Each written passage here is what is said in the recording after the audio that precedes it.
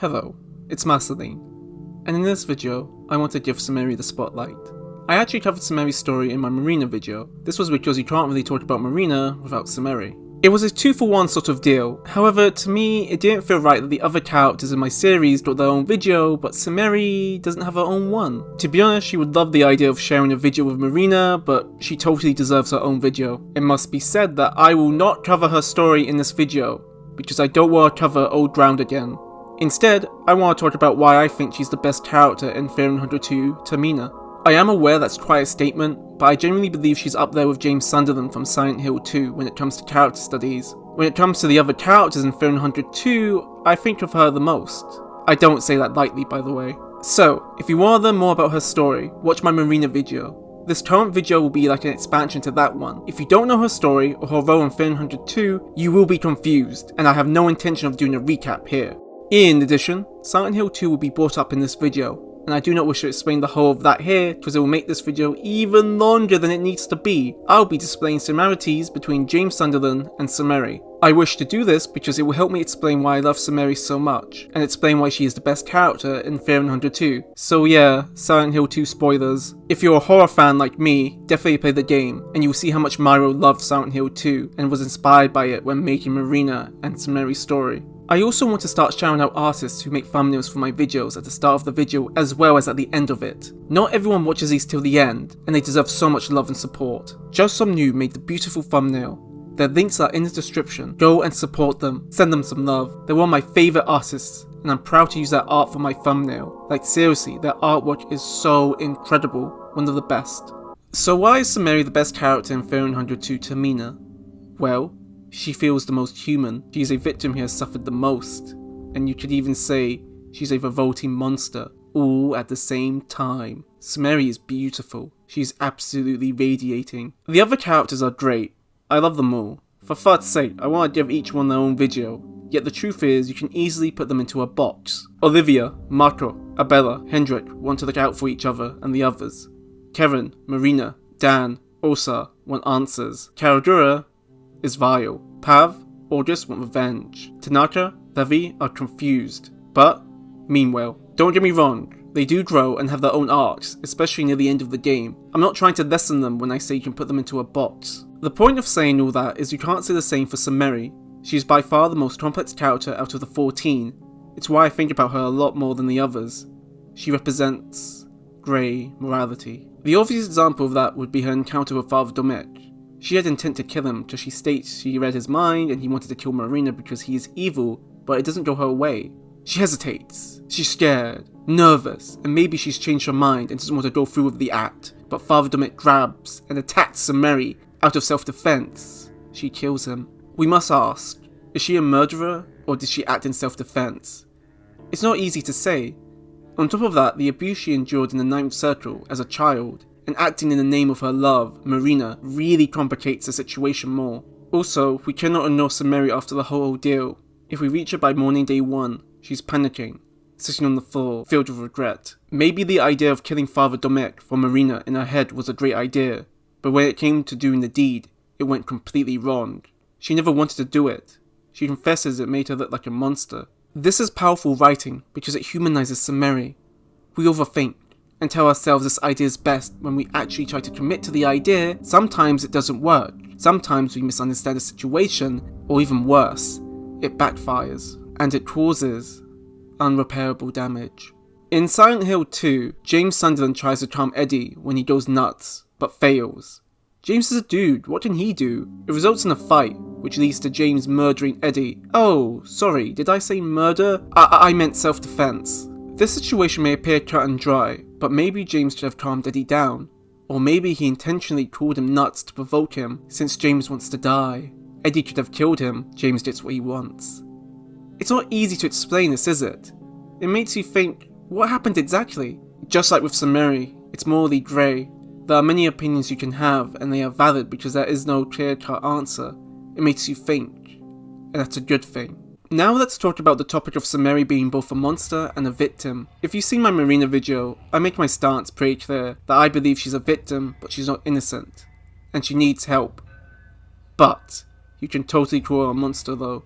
It's why it makes her story so depressing and so human. When Samarie stalks Marina, secretly watches her masturbate, knowing her daily routines. This is clearly fucked up. This is vile, but you can't forget, Samarie doesn't know better. She was abused in the Ninth Circle, growing up as a child. To her, Marina is her light, her radiant sun. In a messed up way, she's doing this all out of love for her idea of love. She will even go as far to kill for Marina, in the name of love. Her idea of love. Now I must ask, is this someone who gains pleasure from such acts? Maybe some type of fetish? Or has the result of being a victim blurred her morality? We don't know. That's the point. You can make the case for both. Is her actions justified? Do we know for sure she's a heartless monster? No, she's a victim. But wait, she isn't innocent. In addition, as much as I love shipping Marina and Samarie together, they do be a cute couple, they better not be a thing in the game. Samarie has destroyed all hope of Marina finding answers about her mama. Samarie has stalked her, watched her in her sleep, watched her masturbate, and murdered her father. Is that how they become a couple after learning the horrible things she's done? She hurt Marina a lot, and only player Marina can forgive her. NPC Marina wants nothing to do with her. She even sees Samarie as a monster, rightfully so. When Samarie doesn't get what she wants, she literally turns into a monster. Again, no shame in shipping them, but to fall in love in that context is wrong. Even Marina's ending, she's all like, that person is annoying. This reminds me a lot of the Maria ending in Silent Hill 2. It's so fucking wrong because it's like James learns nothing from the whole experience and gets a replacement Mary. A perfected Mary in James's mind. Mary is gone. Does he move on? Or be in water? Nope. He wants a new Mary. A better Mary. If Samarie got Marina for herself, it's safe to assume it will not end well. Now, for something completely different. Alright, it's kind of obvious, but there's a reason why I included James Sunderland in this video, which is all about Samarie. He's also a murderer. He killed his wife, Mary, choking the life out of her with a pillow. He's a monster too. Yet he loved Mary and hated her. She was dying from an illness, but she became abusive. James desired affection, but Mary could not give that to him. James killed her out of love and hate. He couldn't watch the one he loved the most suffer. Not like that. But at the same time, he wanted to be free of her. James Sunderland is dealing with the same regret that Samarie is going through too. James has multiple endings on dealing with what he has done. None of them are canon, because any of them is something that James could do. For me though, In Water is the canon ending, because it's the cool kids one. But that's the point. You have to think and come to your own conclusion on what James would do. Just like Samarie, you have to come to your own conclusion and your own judgment on her. No other character comes close to her complexity. God, she's amazing. It's why James and Samarie feel so human. They react to what they have done. You feel the weight of what they have gone through. Yet that makes it so scary. Scarier than any other monster. They have done horrible things, yet we connect to them and want to embrace them. We feel sorry for them. We care about them when their actions should make us stay away from them. Yet we cry for them. It's so fucking complex. God, Samarie. Samarie the beautiful. She's just so beautiful. How is such a monster so beautiful? Just to mention her Moonscorch form briefly, dysmorphia represents who Samarie is, and the symbolism and the horrors of religion. Her head, forever beautiful. This represents the ideas of what Samarie believes are pure, and it symbolizes how religion can be radiating. However, looking at her body, it's all torn up. It shows us that Samarie isn't whole, and has been rotting, been hurt, and is in a mess. This also shows us how religion, at its core, is vile. James doesn't have a monster form, but his very own monster. It's not the same, of course, but Mary has a monster form, and it totally reminds me of the body part of dysmorphia decaying away. Like Mary, Samarie is dying too. Now, I could carry on and list more examples and go into more detail about them. Fuck it, let's do a quick fire round. Both James and Samarie are awkward people due to not interacting with others. Samarie stutters and James looks away when speaking. It's a very human behaviour. Even I admit that I struggle when speaking with others, because I'm, weird. But it could also mean they're both hiding something, acting a little sus.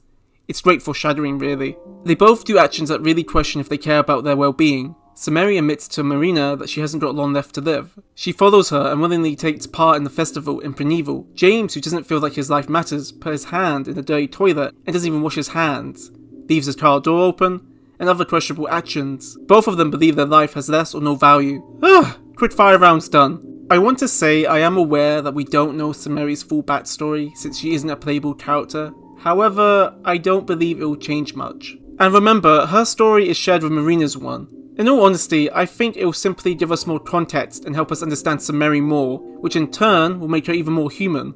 I could be wrong, however what we get in the main story is already incredible. The best medians, characters out there, are the ones that make you think about them a lot. I've been thinking about Silent Hill 2 and James for a long time, and that game came out in 2001. I can say the same for Samarie, and Marina of course.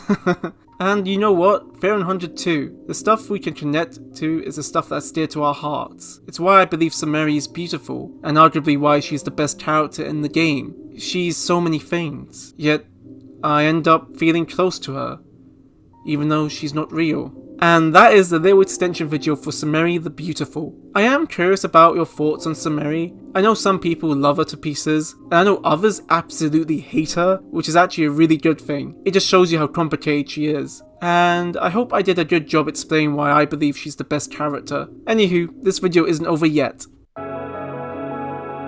I want to give a massive shout out to JustSomeNoob for making the thumbnail for this video. I've worked with them in the past before, and they are truly amazing, and they deserve more love and support. Their links are in the description, follow them, check out their Patreon, do it, support their socials. If you don't do it, I'll turn to my Moonstorch form and I'll prevent you from completing the game, so do it! Support JustSomeNoob now!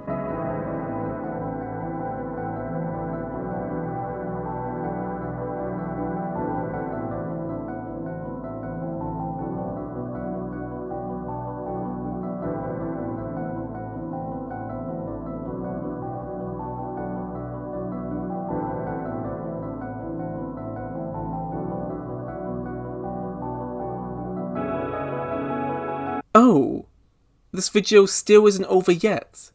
Well, if you supported JustSomeNoob and checked out their socials and their Patreon, you could check out my Patreon, if you wanna. I wanna aim to do this full time, but it's gonna take a lot of support. But only if you want to though.